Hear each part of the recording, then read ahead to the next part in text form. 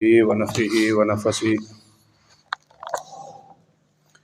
بسم اللہ الرحمن الرحیم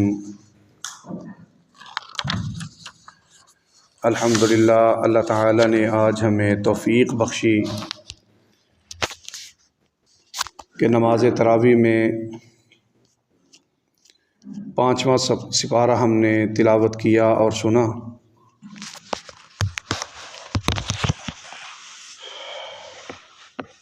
تو اللہ رب العالمین نے اس 5ویں پارے کے اندر جو مختصراً بیان فرمایا ہے،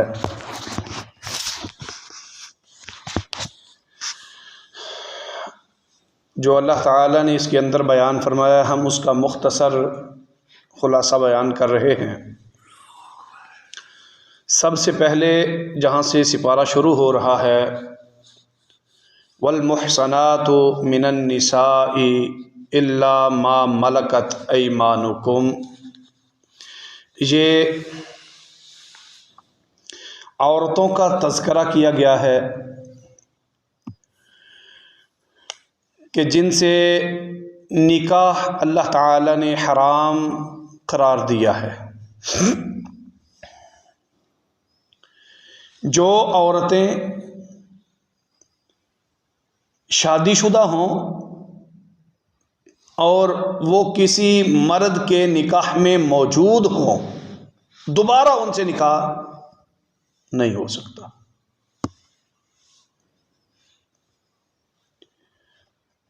جس طرح کہ ہمارے معاشرے میں آج کل یہ چل رہا ہے، ابھی اگر نکاح کرنا ہے، طلاق ہو گئی ہے، طلاق ہو جانے کے بعد عدت پوری ہو گئی ہے، 3 ماہ 10 دن عدت ہے، عدت پوری ہو جانے کے بعد پھر اس سے نکاح کیا جا سکتا ہے۔ آج تو نکاح کے اوپر نکاح بھی ہو رہے ہیں، اور عدت کا تو لوگوں کو پتہ ہی نہیں ہے، عدت کے دوران بھی نکاح ہو رہے ہیں۔ اگر عدت کے دوران نکاح ہو جاتا ہے اور شادی ہونے کے بعد بیوی حاملہ ہو گئی ہے، اب یہ کیسے پتہ چلے گا کہ یہ بچہ کس کے نام کا ہے؟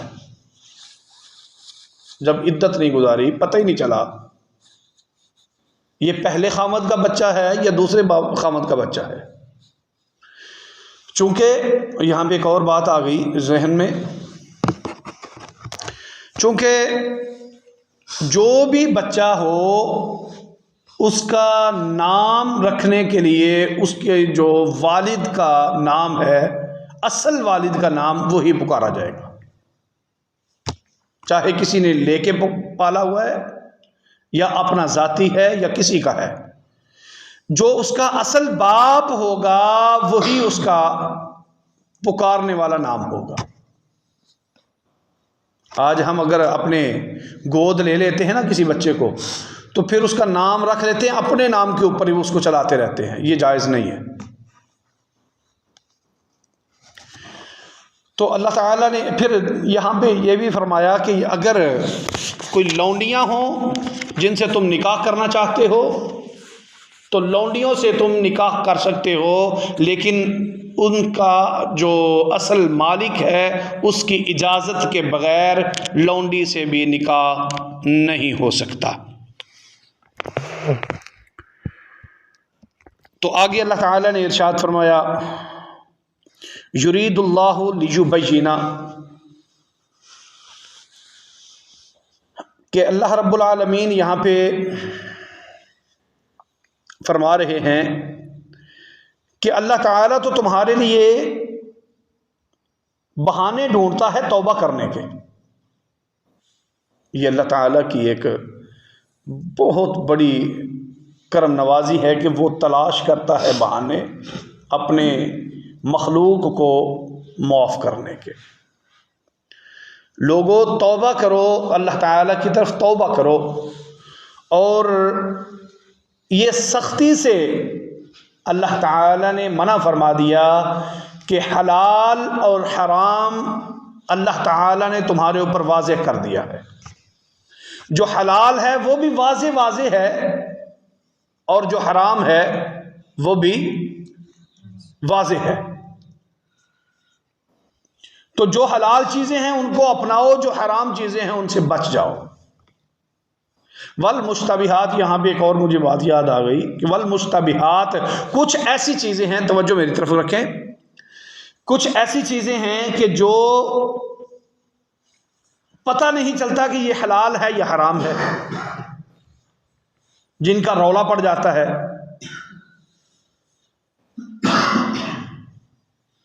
یہ بات چھپی رہ جاتی ہے کہ پتہ نہیں، پھر ہم فتوے تلاش کرنے کے نکل جاتے ہیں. یہ مولوی صاحب آپ بتائیں، جی مولوی صاحب فلاں عقیدے کی جی ہیں، آپ بتائیں.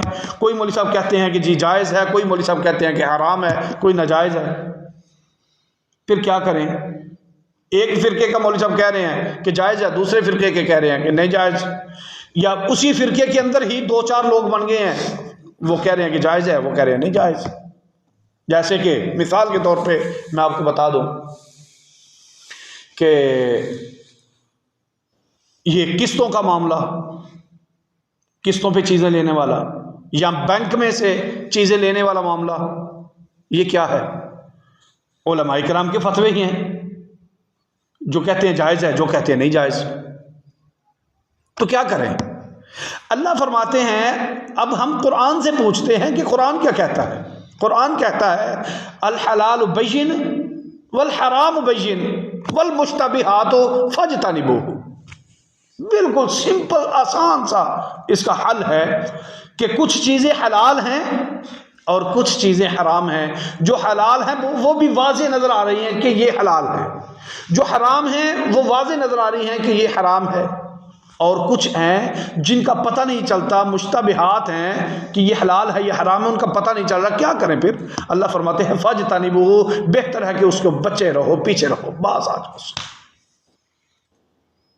تو یہ ان چیزوں سے بچنا ہی بہتر ہے. اور یہاں پہ اکثر ہمارے مسلمان جو اپنے کاروبار کرتے ہیں اس کا بھی نہیں پتہ چلتا کہ حلال کون ہے، حرام کون ہے. اب سگریٹوں کی دکان ہے، اوپر لکھا ہوا ہے اللہ توکل سگریٹ پان شاپ. اچھی بات ہے بھائی، نشہ بیچ رہے ہیں اور لکھا ہوا ہے اللہ توکل.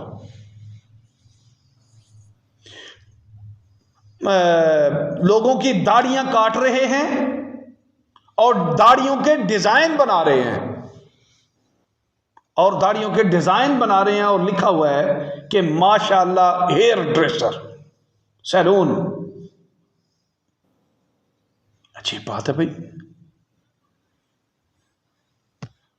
یہ چیزیں. اور پھر آگے لکھا ہوا ہے جناب وہ ویڈیو سینٹر ہے، گانے، ویڈیوز، بکواس، گند، سارا کچھ ریکارڈ کر کے دیتے ہیں. تو ان کی دکان کے اوپر جناب لکھا ہوا ہے بسم اللہ سی ڈی سینٹر. کیا ایسے ہی ہے نا؟ ہمارے حالات ہیں یہ. اب یہی نہیں ان لوگوں کو پتا کہ حلال کیا ہے، حرام کیا ہے. یہ ساری چیزیں حرام ہیں. جو اللہ اور اس کے رسول کی نافرمانی کے اندر کام آتے ہیں، اگر وہ کریں گے، وہ تجارت کریں گے، وہ لین دین کریں گے تو حرام ہے. وہ پیسہ بھی حرام ہے، وہ بزنس بھی حرام ہے، حرام ہے. اللہ اکبر. تو آگے تو یہاں پہ اللہ تعالی آگے ارشاد فرماتے ہیں الرجال قوامون علی النساء. لوگوں، مرد جو ہے نا یہ عورتوں کے اوپر حاکم ہیں. کوئی عورت یہ حاکم نہیں بن سکتی. ہمارا آج معاشرہ دیکھ لیں کیا ہے. اللہ کا قرآن کہتا ہے الرجال قوامون علی النساء، مرد حاکم ہوتے ہیں عورتوں کے اوپر. یہاں عورتیں بنی ہوئی ہیں مردوں کے اوپر،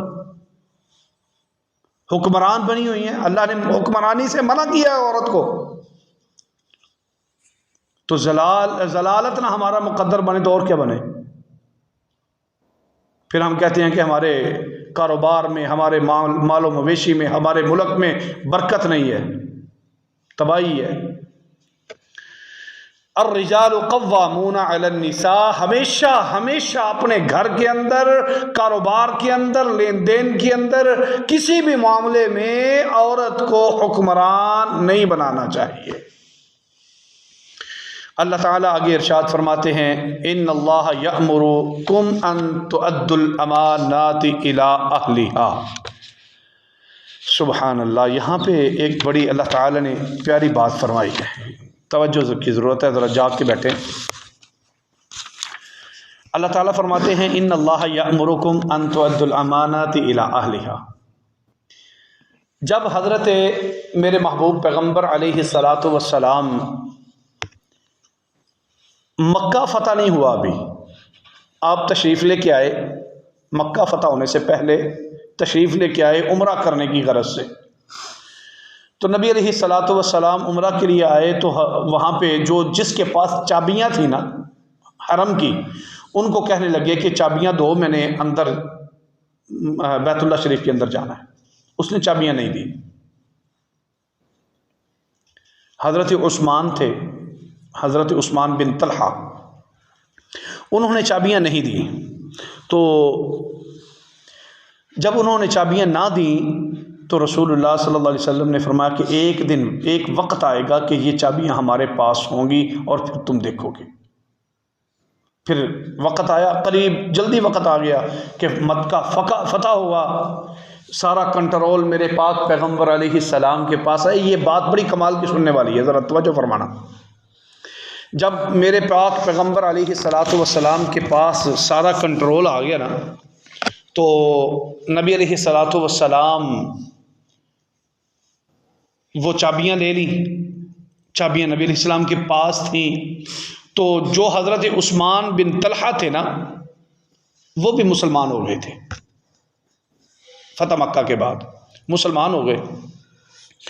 تو نبی علیہ الصلاۃ والسلام عثمان کو کہتے ہیں کہ عثمان یہ دیکھ لے چابیاں، میں نے کہا تھا نا کہ چابیاں اللہ مجھے عطا کرے گا۔ اب نبی علیہ السلام کے پاس چابیاں ہیں تو فیصلہ ہو رہا ہے کہ اب چابیاں کس کو دی جائیں، اب اس کا کنٹرول کس کو دیا جائے۔ توجہ، تو میرے محبوب پیغمبر علیہ السلام کو اللہ نے فرمایا، قرآن نازل ہوا، یا ایھا الذین ان اللہ یأمرکم ان تؤدوا الامانات الی اہلہا، کہ اے میرے پیغمبر جو امانتیں ہیں ان کو دو جو اس کے اہل ہیں، امانتیں ان کو واپس۔ پیغمبر نے کیا فرمایا کہ اے لوگو، یہ چابیاں میں عثمان کو دے رہا ہوں، قیامت تک عثمان کی لڑی کے اندر ہی یہ چابیاں رہیں گی اور یہی جماعت حق پر رہے گی۔ سمجھ آئی بات کی؟ یہ چابیاں میں جس کو دے رہا ہوں، حرم کی، بیت اللہ شریف کی، خانہ کعبہ کی، جس کے پاس یہ چابیاں رہیں گی وہ کنبہ، وہ قبیلہ، وہ خاندان حضرت عثمان بن طلحہ کا ہوگا اور قیامت تک وہ حق پر رہیں گے۔ آج دیکھ لیں، اگر کسی نے خالص دین دیکھنا ہے نا، خانہ کعبہ میں دیکھ لیں، اور جو خانہ کعبہ کا دین ہے وہی دین الحمدللہ اہل حدیث کا ہے، وہی عقیدہ اہل حدیث کا ہے۔ اگر وہ حق پہ ہیں، میرے پیغمبر نے فرمایا کہ وہ اگر حق پہ ہیں تو الحمدللہ اہل حدیث بھی حق پہ ہیں۔ اللہ اکبر۔ آگے یہاں پہ پھر اللہ تعالیٰ نے یہ ارشاد فرمایا کہ اگر تمہیں وَإِن كُنتُم مَّرْضَىٰ أَوْ عَلَىٰ سَفَرٍ أَوْ جَاءَ أَحَدٌ مِّنكُم مِّنَ الْغَائِطِ أَوْ لَامَسْتُمُ النِّسَاءَ فَلَمْ تَجِدُوا مَاءً فَتَيَمَّمُوا صَعِيدًا طَيِّبًا۔ اگر بیمار، مسافر، مریض ہے کوئی ایسا جن کو کسی وجہ سے پانی نہیں مل رہا، نماز ادا کرنی ہے تو غسل کرنے والے ہیں یا جو بھی ہے، اگر پانی میسر نہیں ہے یا پانی استعمال کریں گے تو بندہ مر جائے گا، بیمار ہو جائے گا، زیادہ بیماری بڑھ جائے گی، تو وہ بندہ تیمم کر لے۔ اس کے لیے تیمم کا اللہ تعالیٰ نے یہاں پہ بیان فرمایا۔ آگے اللہ تعالیٰ فرماتے ہیں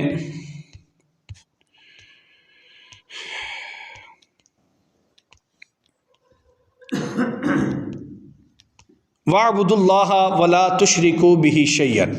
یہاں پہ اللہ تعالیٰ نے شرک اور توحید کے بارے میں بیان فرمایا کہ اللہ تعالیٰ کی عبادت کرو اور اس کے اندر کسی کو شریک نہ ٹھہراؤ۔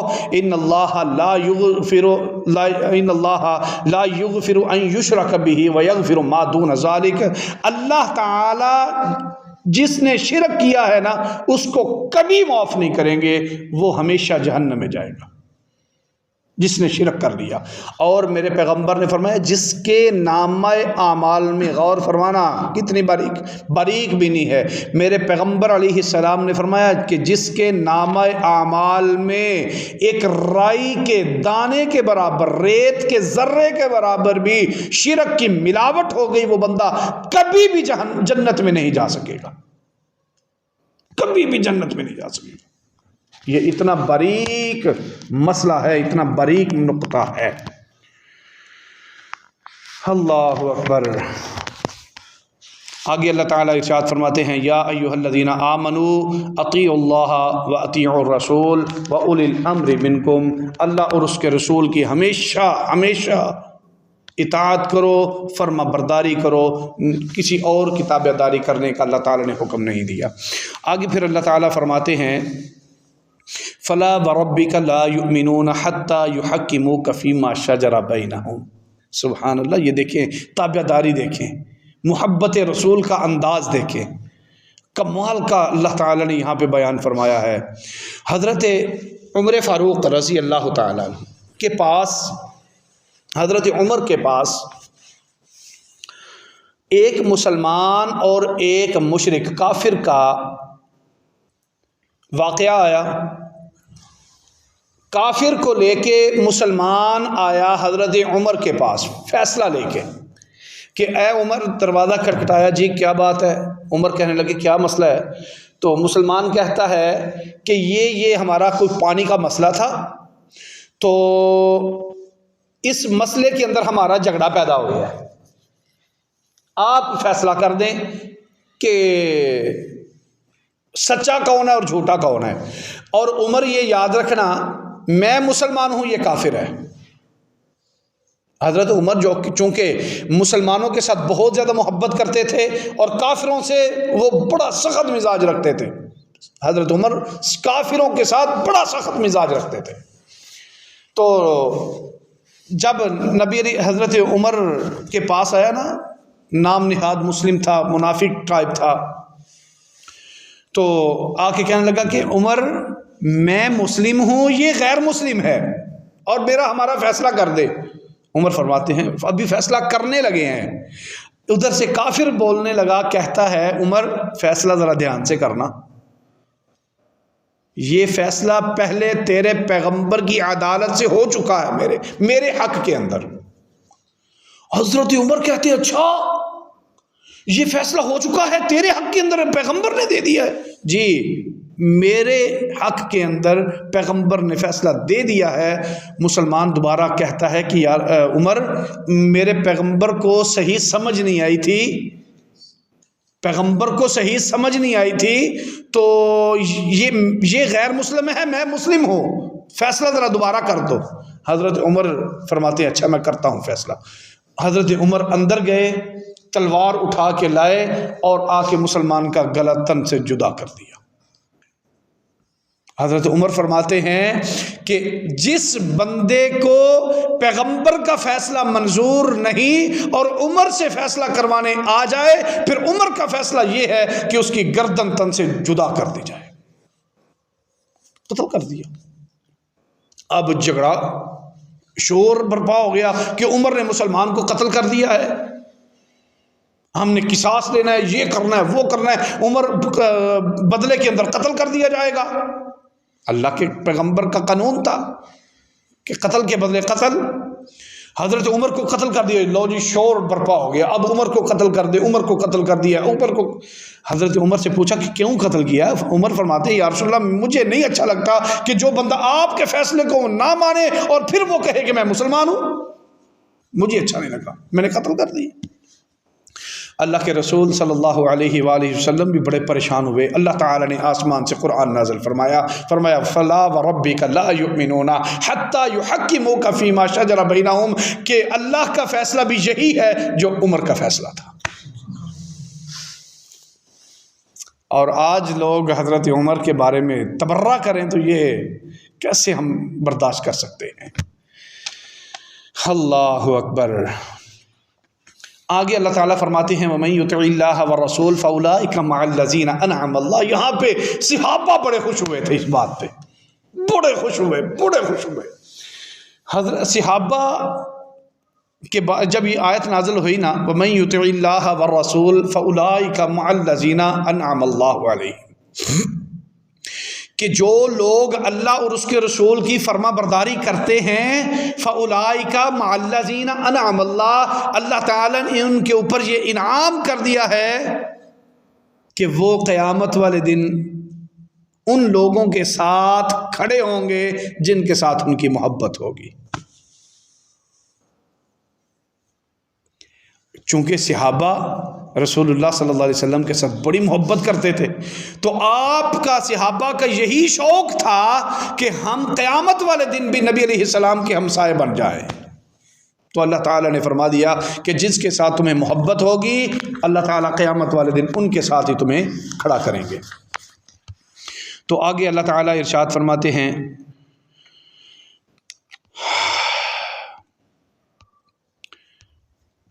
اللہ تعالیٰ ارشاد فرماتے ہیں ان المنافقین فی الدرک الاسفل من النار.